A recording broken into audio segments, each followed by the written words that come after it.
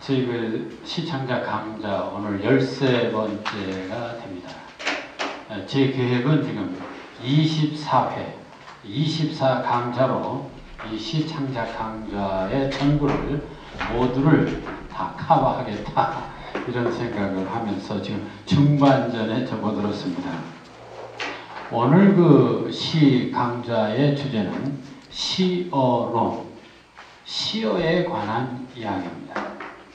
사실 우리가 시를 쓰면서 지금까지 맨 이미지와 리듬, 시는 뭐냐? 메타포와 리듬이다. 그래서 주로 은유와 리듬에 관한 얘기만 했습니다. 근데 이제 20세기 이후 접어들면서 철학도 그렇고 모든 사회도 그렇고 모든 인문학의 방향이 언어에 집중하고 있습니다. 모든 것은 언어 속에 있다는 그런 생각이죠. 그래서 시도 마찬가지입니다. 시도 이 언어의 문제를 이제 거론하기 시작하는 것은 바로 20세기서부터입니다. 그런데 사실은 그 언어의 중요함은 20세기가 아니죠. 우리가 잘 아는 성경의 창세기에 보면 하나님이 천지를 창조하실 때도 말씀으로 창조했다. 언어로 창조를 했습니다. 뿐만 아니라 아예 요한복음에 보면 태초에 말씀이 계시니, 하나님이 계시니가 아니라 말씀이 계시니라고 합니다. 이렇게 언어라고 하는 것이 대단히 중요한 요소입니다. 그래서 인간이 동물과 다른 점은 뭐냐? 언어를 사용하는 데 있다. 그래서 인간은 언어적 존재다. 인간은 그래서 언어 속에 태어나고 언어를 배우고 언어를 사용하다가 언어를 남기고 가는 것이 인간이 아니겠는가. 사실 사람 무시를 하려면 말을 할 줄 알아야 됩니다. 자, 그래서 어쨌든 이 인간은 언어적 존재다. 심지어는 하나님도 언어를 사용하셨다. 그래서 유명한 20세기 철학자 하이데거가 그런 말을 했습니다. 언어는 존재의 집이다. 모든 존재는 언어를 통해서만 드러나기 때문에 그렇습니다. 그러니까 언어로 표현되지 않은 것은 존재하지 않는 것이다. 이렇게 말할 수가 있죠. 그만큼 언어는 대단히 중요합니다. 더구나 문학이란 당연히 글을 통해서 표현되는 것이기 때문에 큰 말할 것도 없는데, 그런데 여기서 하나 중요한 문제가 나옵니다. 언어를 사용하기는 하는데 어떤 것은 철학이고 어떤 것은 논리학이고 어떤 것은 수학이고 어떤 것은 문학이 되는 이유가 무엇이냐? 똑같은 언어라는 재료를 사용하는데 왜 철학과 문학과 수학은 다른가? 아니, 문학에서도 왜 수필과 소설과 시가 다른가? 아니, 똑같은 언어를 쓰는데 왜 다르냐 하는 얘기입니다. 여기서 우리는 언어를 사용하는 방법이 철학이 사용하는 언어 방법과 시가 사용하는 언어, 그리고 소설이 사용하는 언어, 수필이 사용하는 언어에 다른 점이 있다. 그 다른 점이 무엇일까? 그것은 언어라는 그 재료의 다름도 있지만 그 배합하는 방법이 다른 것은 아닐까? 여기에 이제 바로 포인트가 있습니다. 다시 말하면 철학과 문학이 다른 점은 똑같은 언어지만 언어를 사용하는 방법이 다르다. 또 언어 중에도 여러 언어가 있는데 그것을 선택하는 방법이 다르다. 또 배합하는 방법이 다르다. 이런 것들입니다. 그러니까 시와 소설의 차이도 뭐냐? 똑같은 언어인데 시와 소설도 언어를 선택하고 배열하는 방법이 다르다. 그러니까 이야기는 이런 거나 마찬가지입니다. 똑같은 흙인데 어떤 경우 어떻게 빚으면 그것은 질그릇이 되고 어떤 것은 또 청자가 될 수 있습니다.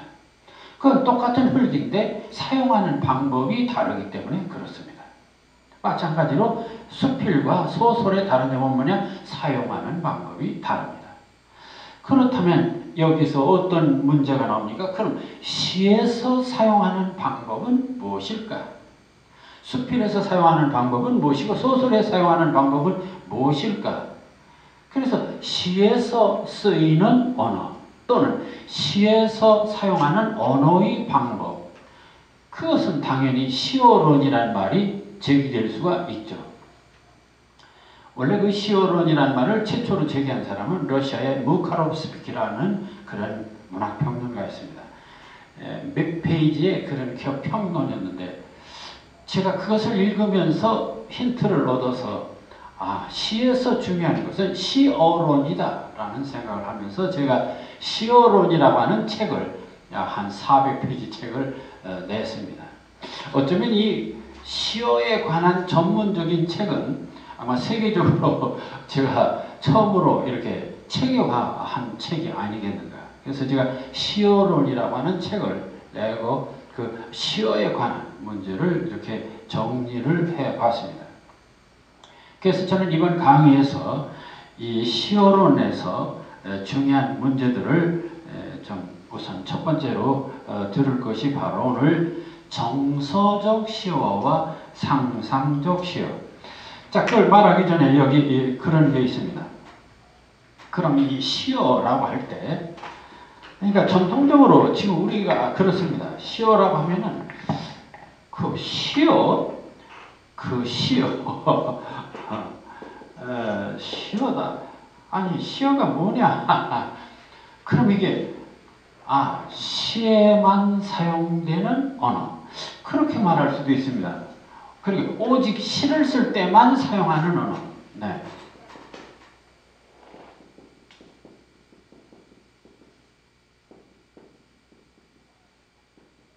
다시 말하면은 시를 쓸 때만 사용되는 언어가 시어냐? 시에 사용되는 모든 언어는 다 시어냐? 시에 사용되는 모든 언어는 다 시어냐 하는 두 가지 이론이 나옵니다. 시에만 쓰이는 언어. 그럼 시에만 쓰이는 언어가 있었는가? 네, 있었습니다. 그게 바로 이제 우리가 이 시어에 대한 이해를 하는데 중요한 요소가 됩니다. 과거에는 시를 쓸 때 아무 말이나 다 쓰지를 않았어요. 꼭 아주 필수적으로 사용한 단어들이 있었습니다. 그래서 소위 상투적으로 이렇게 사용하는 것들이 있었죠. 그러다가 지금 와서는 그것을 모든 언어가 다 시의 언어로 사용될 수 있다는 이론으로 바뀌어지게 됩니다.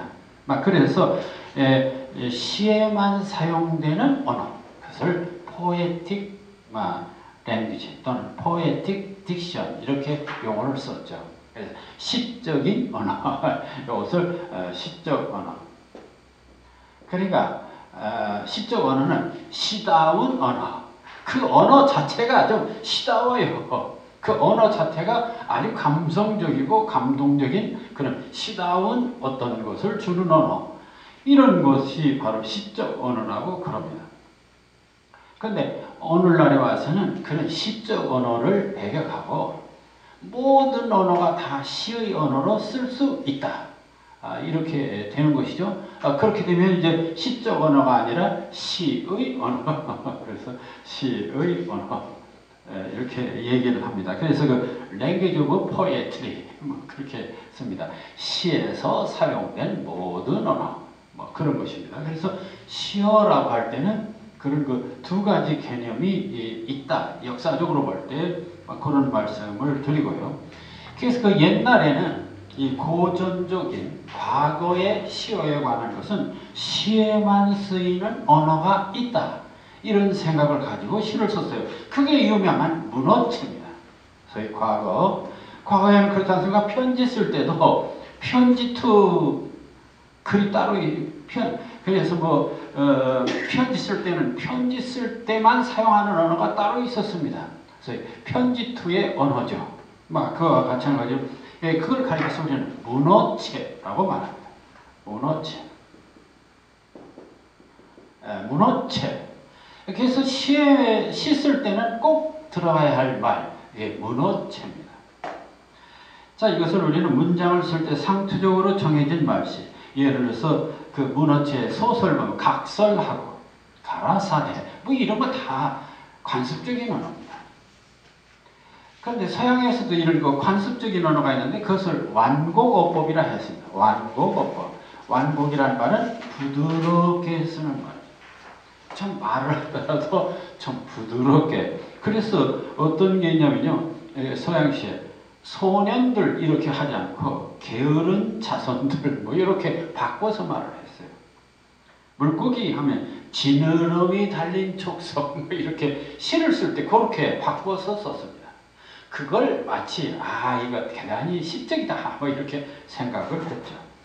양 하면 음매하고 우는 짐승 뭐 요렇게 써야 된다 뭐 이렇게 소위 완곡어법을 쓴 경우도 있습니다.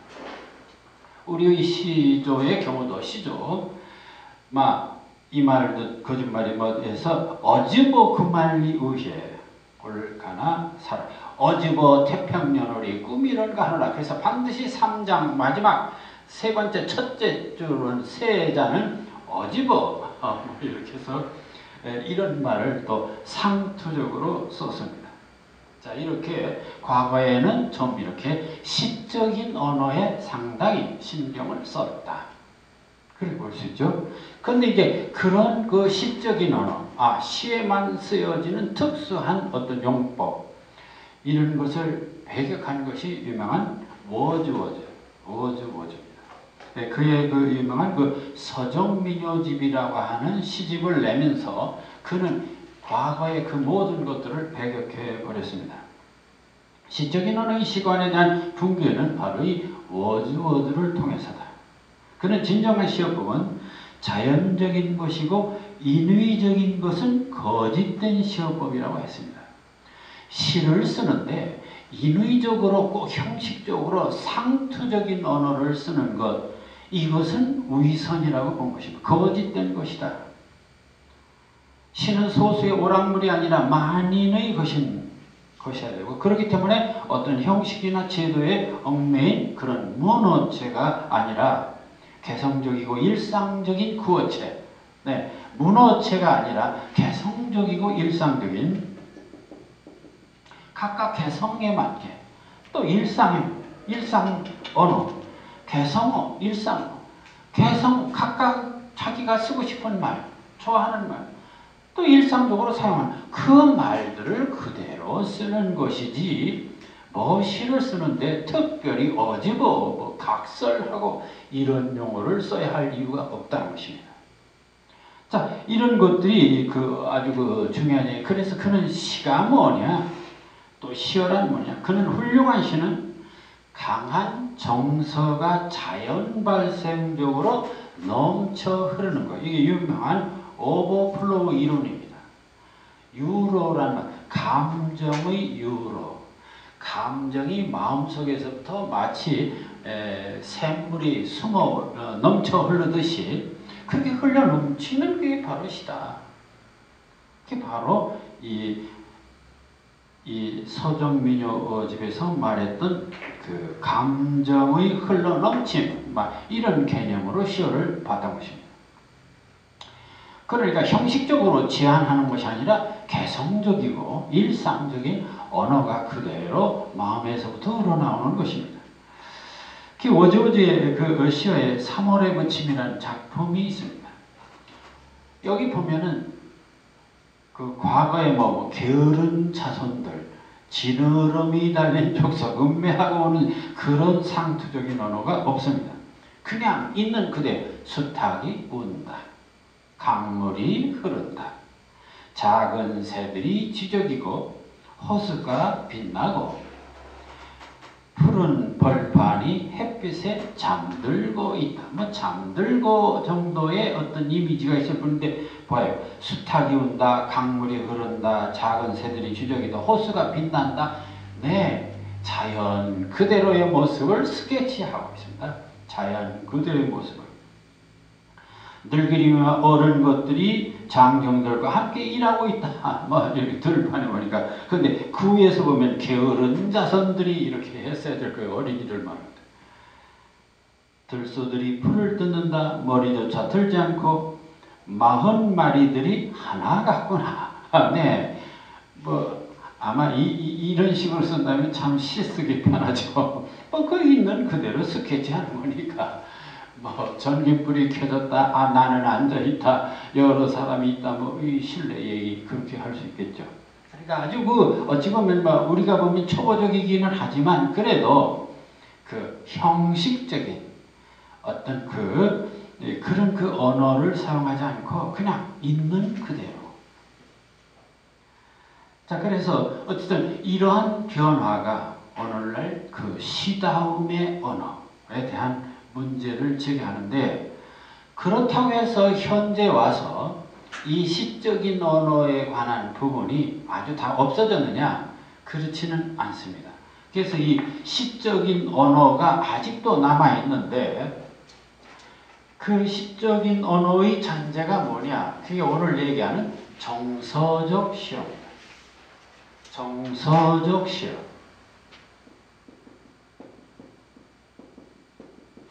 그 잔재가 나, 그 시적인 언어. 그러니까 좀 시다운 언어. 그러니까 언어 자체에 시적인 속성이 있다. 그러니까 그런 속성이 있는 언어를 시에 사용하자. 이런 입장에서 표현하고 있는 것이 바로 정서적 언어의 개념입니다. 자, 볼까요? 그 시를 시답게 만드는 시적인 언어, 시를 시답게 만드는 아주 시적인 언어. 그 대표적인 사례가 바로 정서적 언어라고 우리는 생각합니다. 모든 언어들을 분석해보면 개념을 드러내는 이 추상적인 언어도 있지만 어휘 자체가, 낱말 그 자체가 우리들에게 좀 감동을 주는 낱말이 있습니다. 그렇지 않습니까?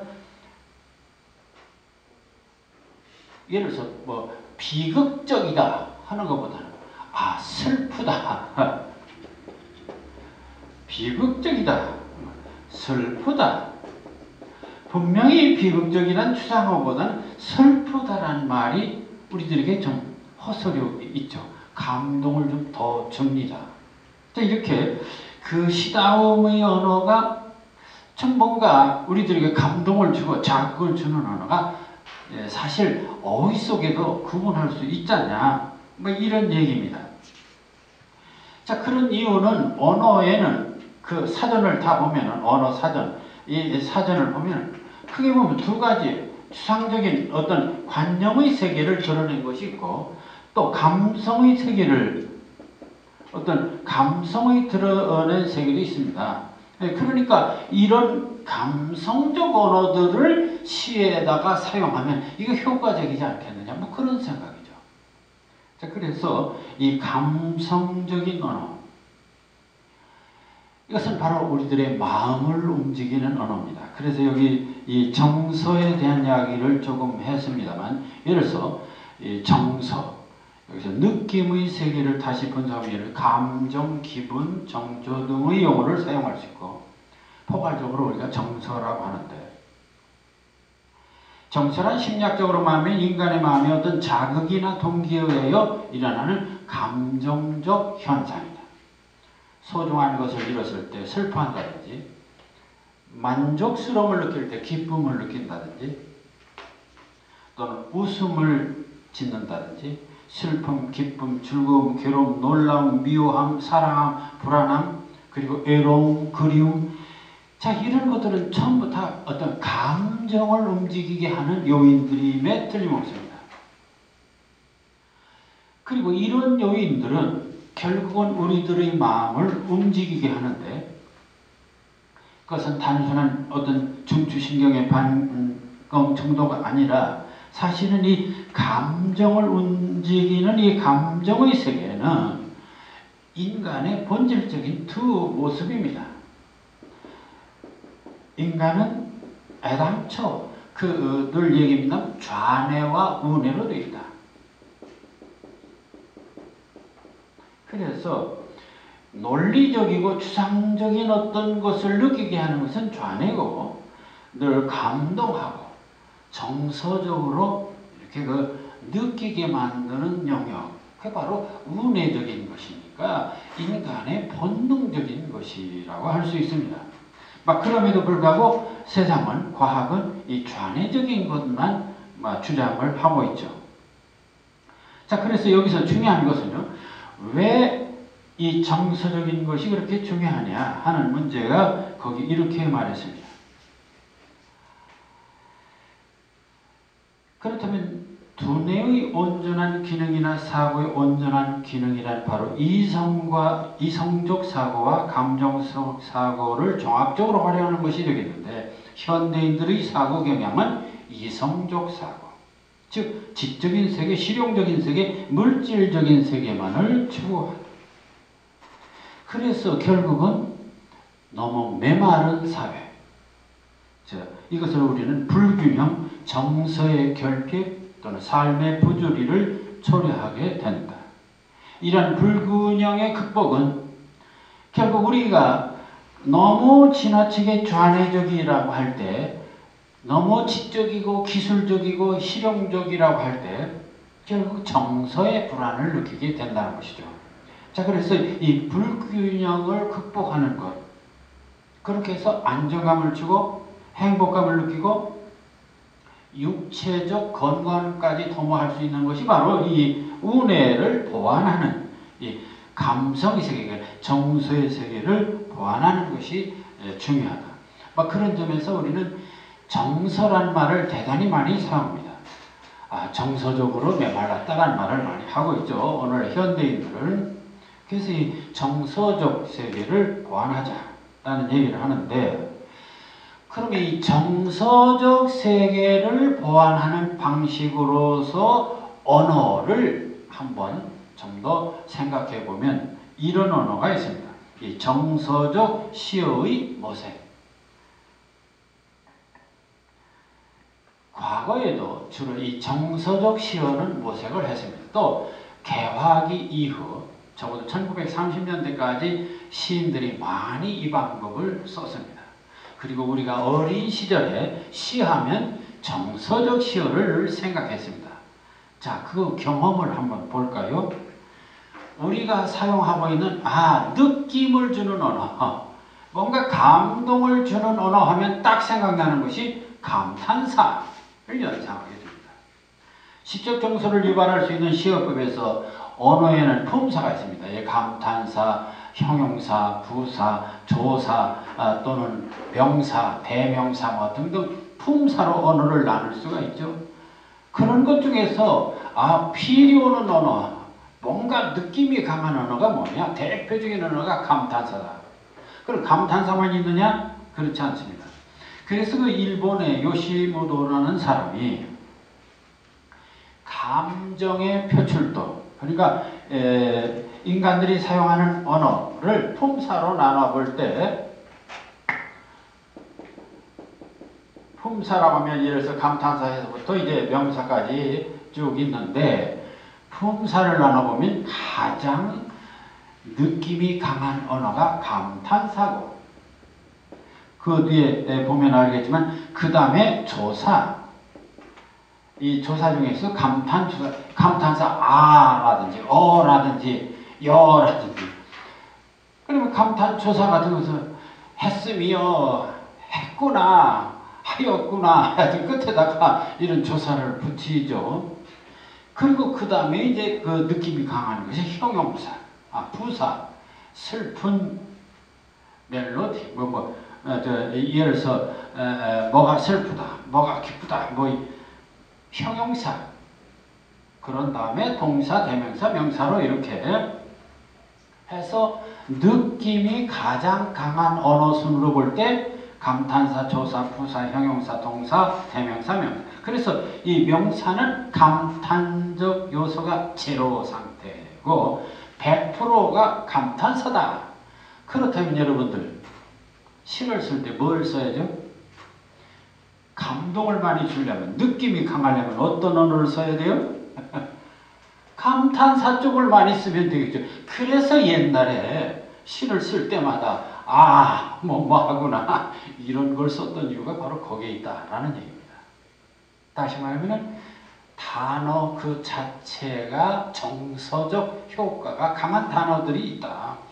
그 단어들이 뭐냐? 감탄사나 조사나 부사나 형용사를 많이 쓰면 그렇다. 이런 것이죠. 1920년대, 30년대 초기에는 그래서 그런 시를 많이 썼어요. 그리고 우리가 어렸을 때 시 하면 그런 생각이 나서 뭐 하였구나 뭐 이런 소리 많이 쓰죠. 초보자들이 그런 거 많이 씁니다. 여기서도 보면은 이 박종화의 청자부가 있습니다. 빛깔, 오호, 빛깔, 오호 하고 감탄사 딱 찍었습니다. 살포시 음영을 던진 갸륵한 빛깔아, 아주 감탄사 많이 활용합니다. 살포시 이것도 갸륵한 빛깔아, 이거 감탄적이죠. 조촐하고 깨끗한 빛이여 여. 가을 소나기 막 지나간 구멍 뚫린 하늘 한 조각 물방울 뚝뚝 서리여 곧 흰구름장. 그러나 오호 이것은 천년 묵은 고려 청자기 하고 감탄사 딱 찍었습니다. 아주 그 감탄사를 대단히 많이 활용하는 방법입니다. 이렇게 시를 쓸 때 언어 자체가 상당히 정서적으로 효과를 가져오는 언어가 있다. 그것이 가장 강한 것이 감탄사다. 그래서 그런 감탄사를 많이 남용하는 사례가 있었다 하는 얘기입니다. 그리고 조사나 부사를 많이 썼어요. 자, 그 다음에 이제 정서적으로 이런 효과를 노리는 것 중에 하나가 두 번째는 리듬입니다. 리듬. 물론 리듬은 과거나 현재나 똑같습니다. 리듬이 우리들에게 굉장히 느낌을 강하게 줘요. 과거 시어들은 후렴구나 반복적인 그런 어휘, 반복, 정형적인 자수위를 통해 음악의 리듬을 강하게 드러내고 있습니다. 그 대표적인 것을 우리는 여기 김소월의 못 잊어, 김소월의 못 잊어만 있는 게 아니죠. 자, 이 못 잊어 읽어보면 얼마나 리듬이 강한지 한번 봅시다. 못 잊어 생각이 나겠지요. 그런대로 한 세상 지내시구려. 산호라면 잊힐 날 있으리다. 음보로 따질 때 아리랑 아라리요. 예, 삼음보입니다. 그리고 이걸 글자 수를 보통 7호조라고 말하죠. 어쨌든 리듬이 아주 반복적인 똑같은 형식이 반복돼요. 못 잊어 생각이 나겠죠. 세 박자입니다. 그런대로 한 세상 지내시구려. 이거 세 박자입니다. 세 파트로 나눠져요. 세 마디로 나눠지죠. 못 잊어 생각이는 그런대로 세월만 가라시구려. 못 잊어도 도로는 있지. 그러나 또 하는 것 이렇지요. 자, 이렇게 리듬감을 강하게 주는 것도 정서적 효과였습니다. 그래서 과거 시에는 리듬을 강하게 합니다. 그래서 오늘날도 시 쓸 때 일단은 리듬을 살리고 보자. 이게 오늘날 시법 아닙니까? 그러니까 뭐 이미지 없어도 좋아요. 막 행가라서 리듬만 살리면 우선 시다. 뭐 이렇게 생각하는 것도 그런 이유가 됩니다. 그 다음에 이제 과거에 시에서 정서적 효과, 그러니까 언어에서 효과를 노리는 것이 소위 유포니의 시어라는 유포니. 여기 유포니라고 했는데 유포니란 말은 영어로 유포니인데 이거 활음조, 듣기 좋은 소리입니다. 듣기 좋은 소리. 그럼 이제 듣기 좋은 소리는 어떤 소리냐? 자, 그것은 예를 들어서 이런 것입니다. 듣기 좋은 소리. 어보다는 아가 좋고, 우보다는 오가 좋고. 예를 들어서 이런 것들입니다. 그러면 이게 티읕, 치읕, 키읕, 이런 것들보다는 리을, 이응, 미음 이런 것이 훨씬 더 이 경우도 듣기가 좋습니다. 그러니까 가능하면 시 내용 속에 니을이나 니은이나 이응을 많이 넣자. 또는 아나, 이나, 야나, 이런 걸 많이 넣자. 왜냐면 그게 듣기 좋은 소리니까. 이런 것들도 있습니다. 이런 것들을 많이 활용하는 것을 우리가 활음조라고 얘기를 합니다. 그런 것뿐이 아닙니다. 아예 낱말을 좀 거기다가 모음을 더 집어넣어 가지고 하는 경우가 있습니다. 예를 들어서 고요한, 고요로움, 예를 들어 고요함, 함을 고요로움, 로자를 하나 더 집어넣습니다. 이렇게 글자를 더 집어넣습니다. 예를 들어서 푸른 하는 것도 푸르른 르자를 하나 더 집어넣죠. 이런 식으로 해서 이것을 우리가 조어라고 합니다. 조어라고도 하죠. 그러니까 시를 쓸 때에 언어를 만들어요. 흙냄새, 흙내음, 파란, 파란, 아득히를 아스라이, 곱게, 고웁게, 천천히 신학으로 조그만 조매로운 뒷길, 뒤안길, 따뜻한 다사로운 이런 식으로 해서 듣기 좋은 언어로 바꾸는 방법도 있습니다. 자, 이런 것들도 하나의 시를 그 언어를 좀 변형시켜서 듣기 좋게, 여기가 유포니 현상입니다. 그러니까 듣기 좋은 언어로 만드는 것. 자, 이런 식으로 해서 성공한 시가 있습니다. 그게 바로 조지훈의 승무라는 작품이죠. 얇은 사 하얀 꽃가는 고이 접어서 나비내라. 얇은 사 하얀이 아니라 하얀 하얀에다가 안에다가 아자 하나 더 지금 하얀 얇은 사 하얀 꽃가는 고이 곱게도 고이로 바꿨습니다. 접어서 나비일래라 나비이다 나비일래라 이게 바꿨어요. 그 다음에 이거 파르라니 파란이죠. 이것도 파란을 파르라니 깎은 머리 박사 곶갈에 감추고를 감추오고 오자 하나 더 집어넣었죠. 두 고래 흐르는 것이 정적으로 고와서 서러워라. 자, 이런 식으로 이 조지훈은 새롭게 우리의 언어를 아주 듣기 좋은 언어로 바꿨습니다. 1930년대 김영남 같은 사람도 그래서 새학시, 색시, 새학시. 그래서 새학시벌에 떠오르는 부끄러움같이 시익하시면 살포시, 살포시도 그러면 얇게 흐르는 실비단 하나를 바라보고 싶다. 자, 이런 것들도 다 조어입니다. 그러니까 이게 다 유포니. 그래서 가능하면은 이렇게 좀 감동적인 자극을 줄 수 있는 언어를 쓰자. 그 다음에 또 이런 것들입니다. 기왕이면 정서적 어휘를 직접 쓰자. 예를 들어서 이런 거 있지 않습니까? 시어 속에 가장 많이 사용되는 언어들, 사랑, 그리움, 아련함, 슬픔, 회상, 사연, 안타까움, 여러분들 많이 쓰죠. 자, 이런 언어 자체가 우리들을 이렇게 정서적으로 상당히 충동을 줍니다. 그런가 하면 색깔의 언어, 파랑, 빨강, 검정, 노랑도 마찬가지입니다. 그리고 가능하면 익숙한 나무라든지 풀이라든지 꽃, 과일, 별, 태양, 물, 공기, 땅, 샘, 이런 것들도 다 우리들에게 익숙한 듣기 좋은 언어들입니다. 자, 이렇게 시를 그 어휘 자체에서 우리들에게 좀 감동을 주는, 정서적으로 감동을 주는 언어들을 골라서 쓰려고 노력해온 것이 사실입니다. 자, 이러한 모든 일련의 행위들을 우리는 정서적 시어다. 그렇게 말하는 것이죠. 그래서 이 정서적 시어는 역사적으로 보면 과거에 많았고, 어린 시절에 많았고, 초보자가 많이 사용하고 있습니다. 그래서 이 정서적 시어도 물론 시를 쓰는데 필요한 언어이기는 합니다.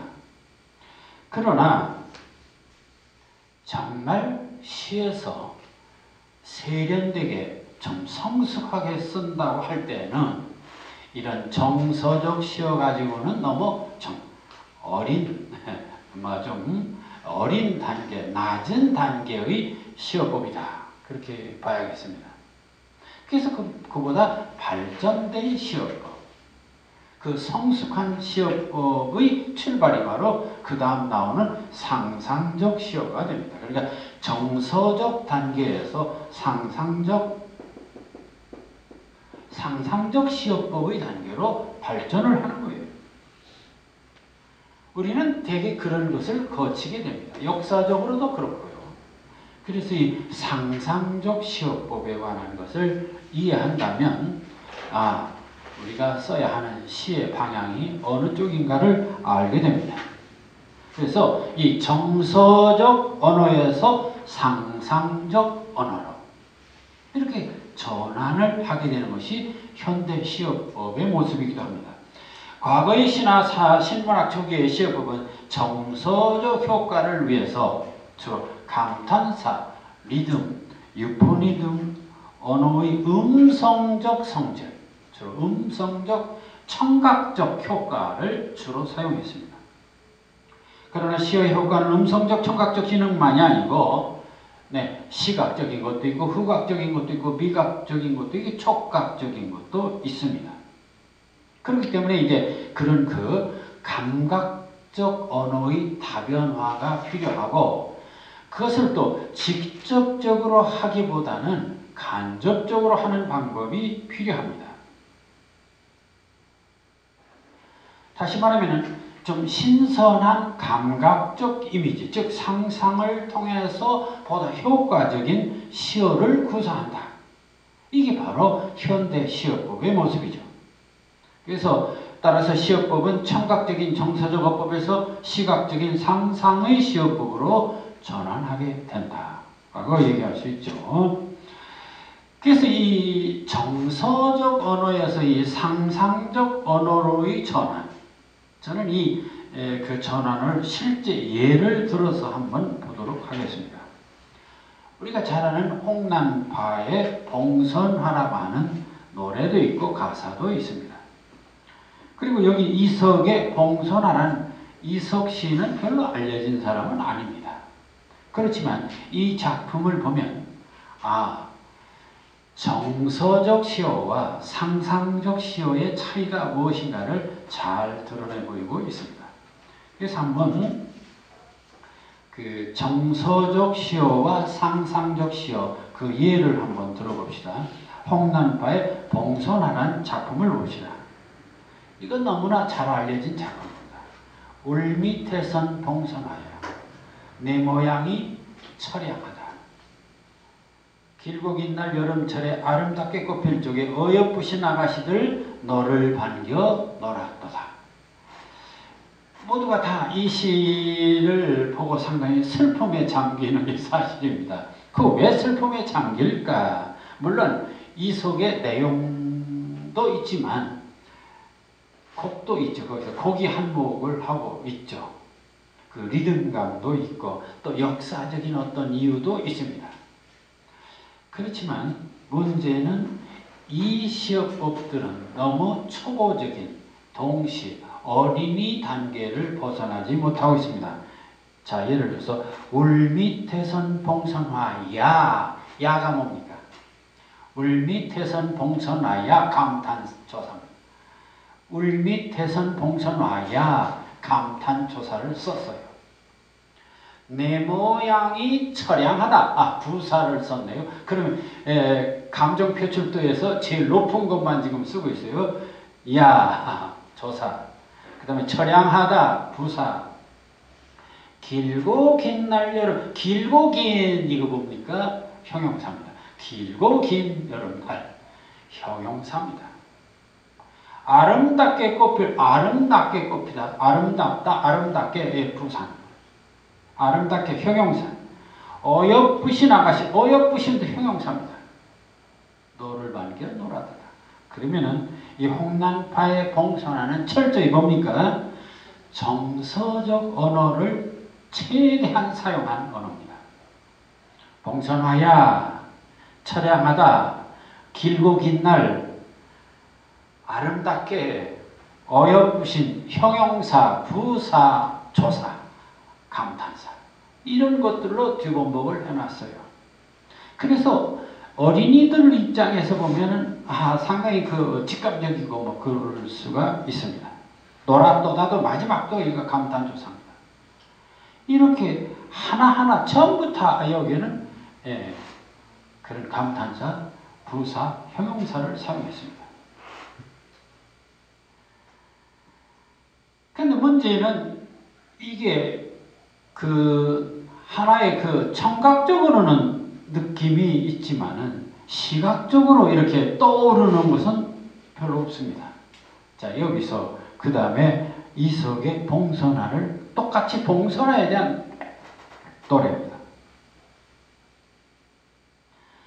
그 푸른 잎새 속에 층층이 밝은 초롱을 걸었다.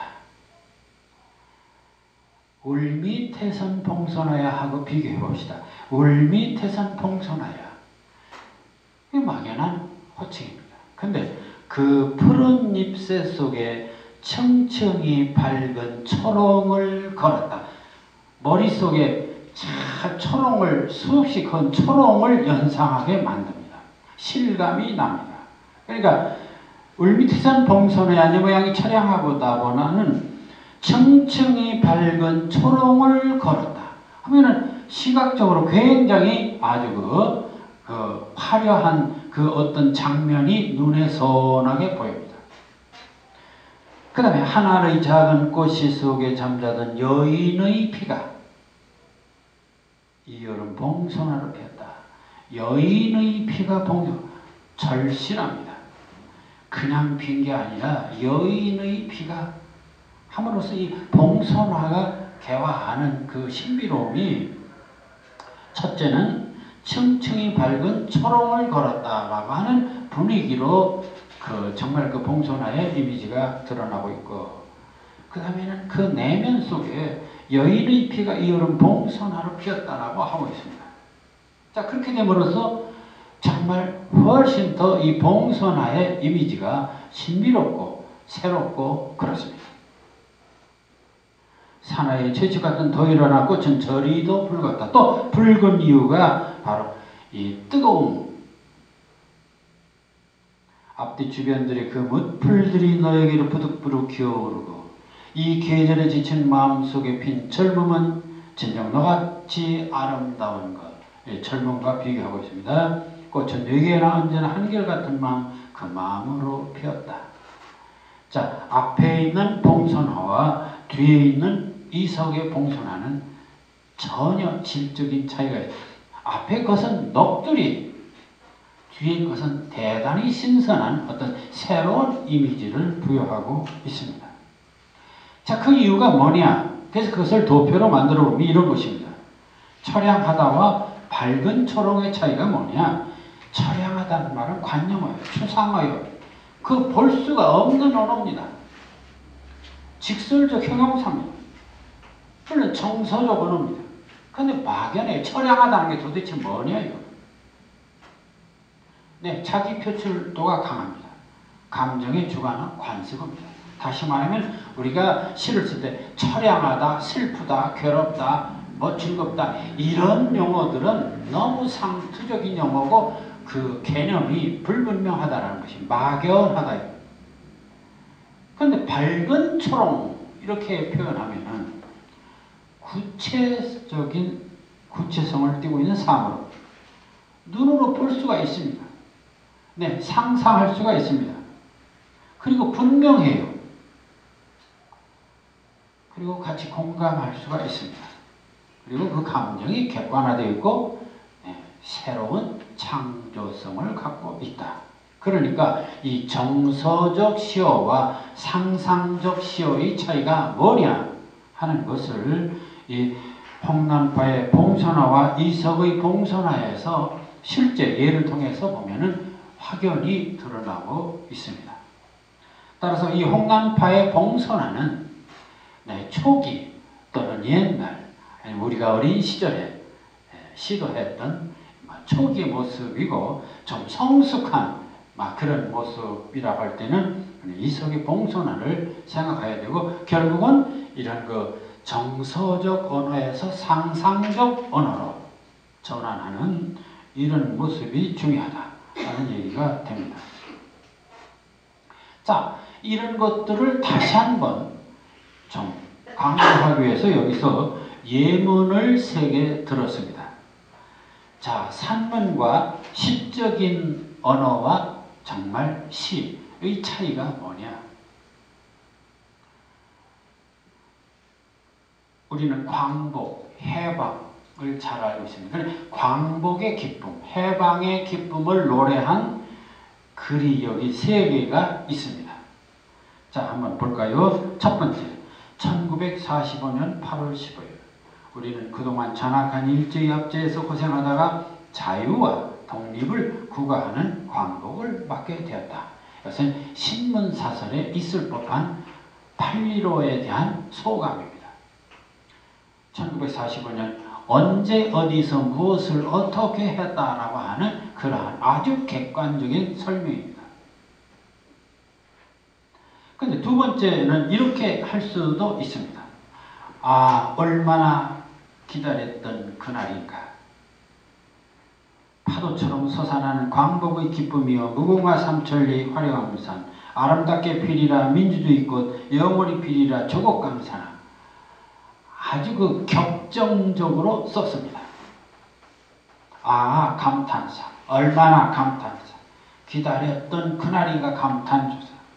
파도처럼 형용사. 기쁨이여 감탄조사. 무궁화 삼천리 화려한 산 아름답게 형용사. 피리라 민주주의 꽃 영원히 피리라 형용사. 조국 강산아. 감탄사로 맥지를 했습니다. 형용사와 감탄사나 부사입니다. 그러니까 표출도가 강한, 그래서 이런 것은 일종의 정서적 시어를 최대한 살린 것이죠. 그런데 문제는 이런 것들은 너무 상투적이다. 또 하나는 너무 막연하다. 이런 것들입니다. 자, 그래서 이런 것들을 우리가 시적인 이런 것을 상당히 시적으로 썼다. 여기 리듬도 있습니다. 시적으로 쓰여졌다. 그러니까 정서적 시어는 시적인 단계까지는 갈 수 있습니다. 그러나 시는 아니다. 시에서는 함량비달이다. 그렇게 되죠. 근데 그 밑에 세 번째는 서정주의 미로가 있습니다. 물론 이 감격을 광복이 왜 썼기 때문에 광복을 노래한 것이라고 할 수도 있겠지만은 또 다른 이유도 있을 수도 있겠지만은 어쨌든 그 어떤 감격적인 표현, 순이야, 영이야 또 돌아가나. 굳이 잠긴 잿빛의 문을 열고 나와서 하늘가에 머무른 꽃봉오리를 보아라. 재생, 새 희망, 다시 태어남. 자, 굳이 잠긴 잿빛의 문을 열고 나와서 이렇게 바로 시각적인 상상입니다. 하늘가에 머무를 꽃봉오리를 보아라 해서 물론 보아라 하는 거 좀 약간 감탄적인 요소도 있지만 하늘가에 머무른 꽃봉오리 또는 굳이 잠긴 잿빛의 문 이건 전부 다 상상력을 구사한 시어들입니다. 한없이 뇌실에 올관을 넣지 않느니 차일 듯 두른 듯 아늑한 이것도 상상입니다. 다시 말하면 사실을 객관적인 사실을 그대로 쓰고 거기다 뭐뭐시여 뭐뭐시구나 이런 조사를 붙이는 게 아니라 굳이 잠긴 잿빛의 문 이건 바로 억압된 상태죠. 그러니까 억압된 상태를 굳이 잠긴 잿빛의 문이라고 했습니다. 그러면 또 정말 황홀한 어떤 기쁨을 하늘가에 머무른 꽃봉오리라고 했습니다. 그 다음에 하늘도 한없는 뇌시로 올과 자르는 차일 듯 두른 듯 아득한 하늘이라고 했으면 이런 것은 형용사나 부사가 아니죠. 그러면서 그는 뺨부비며 열려있는 꽃봉오리를 보아라라고 하는 유명한 말을 남깁니다. 이 뺨부비며 열려있는 꽃봉오리. 대단히 감각적입니다. 순이야 영이야 또 돌아갔나마 저 가슴같이 따뜻한 3월의 하늘가에 인제 바로 숨쉬는 꽃봉오리를 보아라. 첫 번째 산문, 두 번째 시 비슷한 것, 그리고 정말 시는 세 번째 완전히 상상력을 구사할 때 가능했던 것이다. 자, 그래서 결국 시인이란 무엇이냐? 정민용 시 셰익스피어의 그 한여름밤의 꿈이라는 작품 속에 시인이 어떤 존재인가를 잘 드러내는 시가 있습니다. 광인과 연인과 시인은 재밌습니다. 광인, 미친 사람하고 사랑에 들뜬 사람하고 시인은 똑같다는 것입니다. 미친 사람이나 그리고 사랑에 눈먼 사람이나 시인은 똑같다. 똑같이 상상으로 가득하나니 광인은 넓은 지옥을 채워도 넘칠 마귀들을 눈으로 보고 미친 사람들은 마귀를 눈으로 봐요. 보통 사람 못 보죠. 마찬가지로 사랑에 들뜬 연인은 집시의 얼굴에서 헬렌의 아름다움, 이 집시는 뭐 거짓골을 하고 이렇게 돌아다니는 사람들이죠. 헬렌은 그 유명한 그리스 신화에 나오는 최고의 미인입니다. 그러니까 사랑에 눈멀면 집시의 얼굴을 집시를 헬렌으로 착각하는 거죠. 그럼 시인은 뭐냐? 시인의 눈은 예민한 항월 속에 구르며 하늘에서 땅으로 땅에서 하늘로 시선을 옮긴다. 미제 사물의 형상을 상상히 구현하면 시인의 붓은 그들에게 모습을 부여하여 존재하지도 않는 것에 있을 짓과 이름을 준다. 이게 바로 시인이라는 것이죠. 전혀 보이지도 않고 만질 수도 없는 세계를 완전히 보이고 만질 수 있도록 만들어내는 게 바로 시인이다라는 것입니다. 앞에 서정주의 미러 같은 것도 굳이 잠긴 잿빛의 문, 이것도 완전히 만든 거죠. 하늘가에 머무른 꽃봉이가 다 만든 겁니다. 뺨부비며 열려있는 꽃봉이 이런 거 다 만든 거죠. 완전히 이렇게 새롭게 만드는 것입니다. 자, 그런데 이게 만들려면 어떻게 만드느냐? 이 상상적 시어를 어떻게 해야 될까? 그 비밀은 하나입니다. 이 상상적 시어를 어떻게 구사할 수 있을까, 그럼? 상상적 시어. 정서적 시어는 있는 곳에다가 조사나 감탄사나 붙이기만 하면 돼요. 그러니까 아주 쉽습니다. 조사나 감탄사나 형용사만 집어넣으면 정서적 시어는 다 됩니다. 그런데 이 상상적 시어는 조사나 감탄사 붙여가지고 되는 게 아니죠. 이것은 철저히 비유라고 하는 독특한 조리법, 언어의 조리법을 통해서 가능합니다. 그래서 결국 상상이란 한마디로 말해서 비유예요. 시어의 정서적 효과는 상상적 언어를 통해 극대화할 수 있다고 해요. 상상의 1차적 작업은 바로 비유적인 언어를 사용하는 것입니다. 비유적인 언어. 요거예요. 우리가 상상적 언어 하니까 무슨 대단한 신비로운 상상력은 선천적인 거다 뭐다 하는데 다 소용없는 얘기입니다. 비유의 기술입니다. 단지 이 비유, 그러니까 상상을 잘할 것이냐 못할 것이냐 이거 복잡하게 계산할 필요 없어요. 비유를 잘하면 돼요. 비유를. 그럼 이 비유가 뭐냐? 비유적인 언어란 드러내고자 하는 사상, 감정, 사물 중에 그 미묘하고 난해한 세계를 우리가 유추할 수 있는, 우리가 다 알고 있는 낯익은 사물들로 대신해서 그 의미를 분명하게 하거나 새롭게 하거나 신선하게 하는 것이 바로 비유입니다. 우리가 다 알고 있는 언어를 거기다가 비교해서 새롭게 조립하는 것입니다. 자, 꽃. 박두진의 꽃이 있습니다. 자, 꽃이라고, 꽃이라고 하는 작품. 자, 이걸, 꽃이 예를 들어서 정서적 시어로 한다면 뭐예요? 빨간 꽃, 하얀 꽃, 노란 꽃, 꽃이 아름답다, 꽃이 예쁘다, 꽃이 웃는다, 뭐 등등의 정서적 어법을 쓰겠죠. 그런데 박두진은 이 꽃을 보고 이는 먼 해와 달의 속삭임. 이 꽃을 보고 이는 먼 해와 달의 속삭임으로 비유를 했습니다.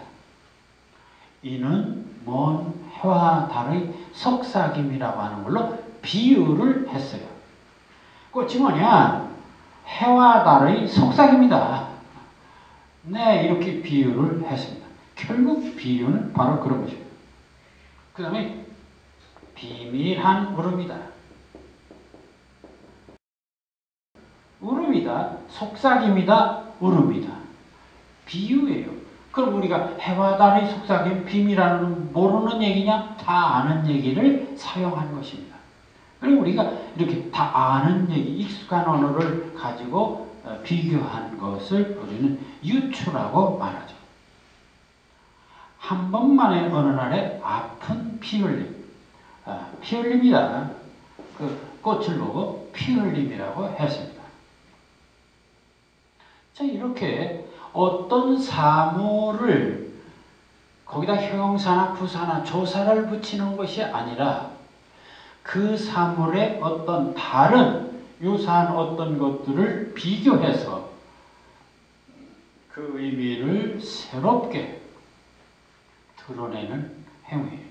이게 바로 상상이고, 그것이 바로 비유적인 언어의 방식이기도 합니다.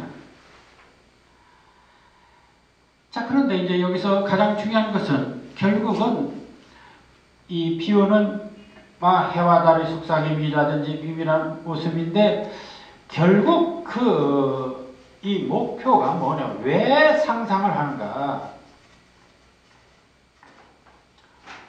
도대체 왜 상상적 언어를 쓰는가? 왜 상상적 언어를 쓰는가 하는 핵심입니다. 뭐냐면은 일반 언어는 대체로 논리적이고 추상적입니다. 그렇기 때문에 감동이 없습니다. 감동이 없어요. 그럼 이 감동이라는 게 무엇이냐? 감동은 마음을 움직이는 것인데,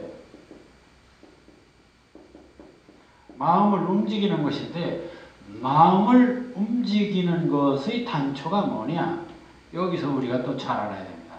마음을 움직인다고 하는 것은 마음을 움직이는 가장 직접적인 수단이 뭐냐? 어디서부터 도대체 마음이 움직여지느냐? 어디서부터 마음이 움직여지냐? 아무리 말로 너 아파라 해봐야 소용없습니다. 바늘로 콕 찌르면 다시 말하면 바늘로 피부를 꼭 찌르면 통증을 아하고 소리 지릅니다. 다시 말하면 피부에 자극을 주니까 아프다고 하는 것이 가장 정확하게 느껴지는 거예요. 너 아파봐. 아무리 말해봐야 소용없습니다. 아픔을 그러니까 자극을 주는 것입니다. 어디다가? 감각기관에. 그러니까 피부라든지 눈이라든지 귀라든지 코라든지 혀라든지 이런 감각기관에 자극을 주는 것이 가장 효과적인 방법이죠. 감각기관에. 그래서 이 감각기관에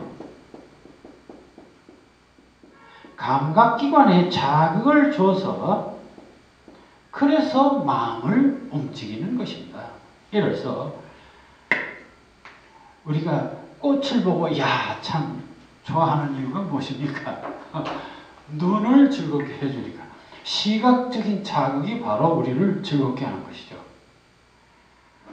어떤 여인이 정말 얼굴은 그렇게 잘생긴 건 아니지만 스치는데 싹 향수 냄새가 정말 이렇게 탁 다가올 때 그냥 행복하죠. 그건 뭐예요? 자극입니다. 후각을 자극한 것이죠. 행복감을 느끼는 것입니다. 다시 말하면 감각을 자극시킨다. 그래서 이 상상의 궁극적인 목표는 단순히 시각적인 것만이 아니고 이런 청각이라든지 시각이라든지 후각이라든지 미각이라든지 그리고 촉각까지 오관에 자극을 주는 행위입니다. 이렇게 좀 솔직히 얘기하면은 그러니까 너무 그 시를 쓰는데 고상하고 추상적인 얘기 필요 없어. 오관을 자극해라. 이겁니다. 그러니까 어떻게 하면 이 언어가 오관을 자극할 수 있겠는가? 자, 그래서 이 상상도 감각적인 상상이라는 말이 가능합니다. 그래서 결국 상상적 언어의 공통적인 특징은 반드시 구체적인 감각성을 가져야 된다. 이 구체적인 감각성이란 빛깔과 무게와 소리와 냄새가 있어서 우리가 보고 듣고 냄새 맡고 느낄 수 있는 언어를 말한다. 예술이 이 감성의 기능을 극대화한다라고 말하는데 시 경우도 당연히 감동성을 지녀하는 것이 바로 그런 감동은 언어의 감각성을 통해서 가능하다. 그 중에서 대표적인 것이 시각이 있고 청각이 있고 후각이 있고 미각 여러 가지가 있습니다. 김광균의 대쌍이라는 작품이 있습니다. 구름은 보랏빛 색지위에 마구 칠한 한 다발 장미. 구름을 가리켜서 보랏빛 색지위에 마구 칠한 한 다발 장미꽃 같은 그림. 무슨 이런 그림을 우리가 정물화, 이게 장미꽃 정물화를 연상하기 딱 시각적으로 표현하고 있습니다. 그런가 하면 꼭 그 시각적인 것만 있는 게 아니라 후각도 있고 미각도 있고 촉각도 있다. 그래서 여기 예를 하나 들었습니다. 이 구르몽의 시몬느라고 하는 작품입니다. 구르몽은 바로 상징주의 시인입니다.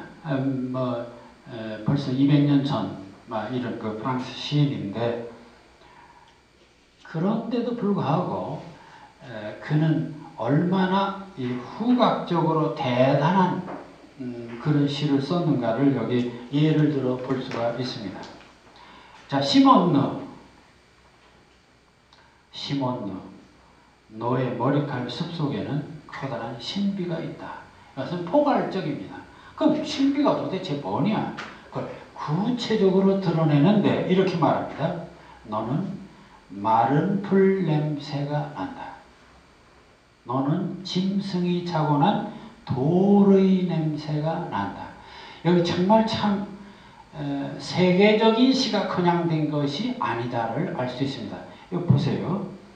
짐승이 자고 난 돌의 냄새가 어떤 냄새입니까? 그러니까 시인은 좀 예민하게 냄새, 예민한 어떤 판단이 필요합니다.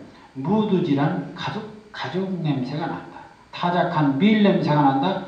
아침마다 가져오는 빵 냄새가 난다. 무너진 흙담에 나란히 핀 꽃 냄새가 난다. 나무 딸기 냄새가 난다. 맡아봤어요? 비에 씻긴 등나무 냄새가 난다. 이런 것도 굉장히 독특하고 섬세합니다. 저녁 때 베어드리는 등심초와 양치풀 냄새가 난다. 호랑가시 냄새가 난다. 너는 이끼 냄새가 난다. 생울타리 그늘에 자라서 여물고 말라버린 노랑풀 냄새가 난다. 꿀풀과 나비꽃 냄새가 난다. 마소거름 냄새가 난다. 너는 우유 냄새가 난다. 회양풀 냄새가 난다. 호두 냄새가 난다. 호두 맛은 알아도 냄새는 들어본 일이 없습니다. 맡아본 일이 없는데 호두 냄새가 난다. 잘 익어서 따온 실과 냄새가 난다. 꽃이 만발한 버들과 보리수 냄새가 난다. 벌꿀 냄새가 난다. 목장을 해지를 때 갖는 삶의 냄새가 난다. 삶의 냄새까지 생각했습니다. 흙과 시냇물 냄새가 난다. 정사 냄새가 난다. 불 냄새가 난다. 심었는 너희 머리칼 속에는 커다란 신비가 있다. 자, 머리칼 숲속에 이렇게 수많은 냄새를 맡을 수 있는 것, 그게 바로 상상력이 아니겠는가. 그러니까 우리는 청각이나 시각만 상상력의 구사가 아니고 후각도 무수히 할 수가 있고요. 그리고 냄새를 어떻게 맡냐 하는 것은 물론 실제 있는 냄새도 있을 수 있지만은 예를 들어서 짐승이 자고 난 도르의 냄새 같은 것은 정말 이렇게 나는지 어쩐지 오직 시인의 상상력에 맡길 일입니다. 그리고 보면은 아이고 예를 들어서 카메라 냄새가 난다. 무슨 텔레비 냄새가 난다. 아이고 플라스틱 냄새가 난다. 얼마든지 갖다 붙일 수 있지. 그러니까 사실은 소재가 없어서 상상력을 구사하지 못한다는 말은 말이 안 되는 것이죠. 문제는 왜 못하냐? 우리는 늘 관습에 젖어서 그것을 벗어나면 야 이거 두려워서 못하는 것뿐입니다. 그러니까 과감히 그 관습을 벗어나면서 과감히 어떤 사물에서 새로운 이런 이미지를 찾아내는 그런 노력이 시인에게는 필요합니다. 자, 오늘 13번째 시어론에서 1차적으로 우리는 정서적 시어에 급급합니다. 초보자가 그렇고 과거에 그렇고 초창기 시가 그랬고 우리들이 어렸을 때 그랬고 그러나 한 단계 넘으면 상상적 시어로 가야 돼요. 그래서 상상적 시어를 제대로 구사할 때 보다 더 예술적이고 문학적이고 시적인 시의 세계에 도달할 것이다. 이런 점에서 앞으로 이 상상적 시어를 잘 구사하는 그런 시창작의 모습이 되어야 할 것이라고 생각합니다. 네, 오늘 여기까지 강의를 마치겠습니다. 수고했습니다.